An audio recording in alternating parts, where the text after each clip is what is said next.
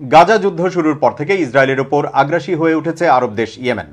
দেশটির ইরান সমর্থিত হুথি প্রশাসনের একের পর এক হামলার লক্ষ্যবস্তু হয়ে উঠেছে পশ্চিমা জাহাজগুলো। শুধু তাই নয়, ইসরায়েলগামী ও ইসরায়েলি মালিকানাধীন জাহাজের পাশাপাশি তাদের সামরিক বাহিনীর লক্ষ্যবস্তু হচ্ছে ইসরায়েলের বন্দরও।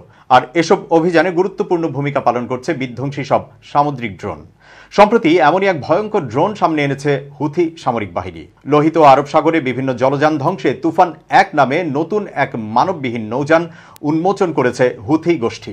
বলা হচ্ছে ঘন্টায় 35 নটিক্যাল মাইল তথা প্রায় 65 কিলোমিটার গতিসম্পন্ন এই নৌযানটি নিমেষেই বড় ধরনের জাহাজ ধ্বংসে সক্ষম। মূলত গাজায় ইসরায়েলি গণহত্যার প্রতিবাদে ইসরায়েলি মিত্র দেশগুলোর জাহাজ ধ্বংসের জন্য এই সামুদ্রিক ড্রোন সামনে নিয়ে এসেছে হুথি সামরিক বাহিনী। হুথিদের দেয়া তথ্য বলছে নৌ ড্রোনটি 150 কেজি পর্যন্ত বিস্ফোরক বহন করতে পারে এবং এর গতি প্রায় প্রতি ঘন্টায় 35 নটিক্যাল মাইল।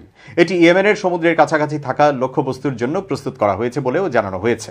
প্রকাশিত ভিডিওতে দেখা গেছে স্পিডবোটের মতো দেখতে তুফান 1 জলযানটি সমুদ্রে নোঙর করা একটি জাহাজে স্পর্শ করা মাত্র জাহাজটি প্রায় পুরো ধ্বংস হয়ে গেছে।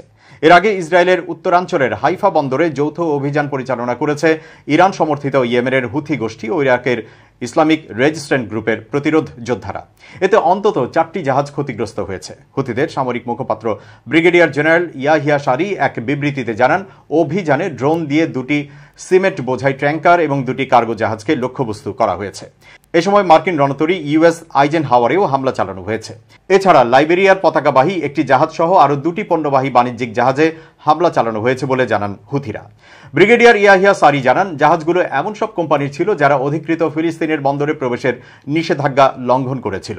ইসরায়েল যতক্ষণ পর্যন্ত গাজা উপত্যকায় আক্রমণ বন্ধ এবং ফিলিস্তিনিদের হত্যা বন্ধ না করবে, ততক্ষণ ইসরায়েলি সশস্ত্র বাহিনী এবং তাদের সমর্থনকারী জোট বাহিনীর জাহাজগুলোর ওপর হামলা চালিয়ে যাওয়ার প্রতিশ্রুতি দিয়েছে ইয়েমেনের হুথি সশস্ত্র বাহিনী।